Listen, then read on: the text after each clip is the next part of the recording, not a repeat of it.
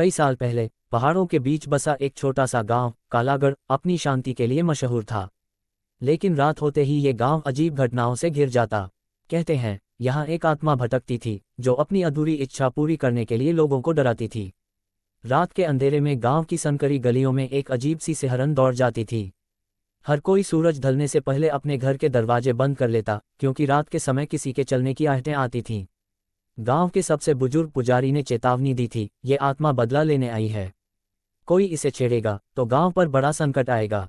लेकिन कुछ युवकों ने इसे मजाक समझा और रात के अंधेरे में जंगल की ओर निकल गए।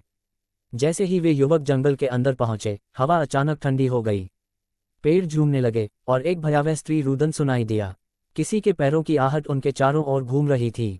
अचानक युवकों ने देखा, सामने एक औरत सफेद साड़ी में खड़ी थी। उसके पैर उल्टे थे। उसकी आंखों से लाल रोशनी चमक रही थी और वह धीरे धीरे उनकी ओर बढ़ रही थी। सुबह होते ही गांव में मातम छा गया।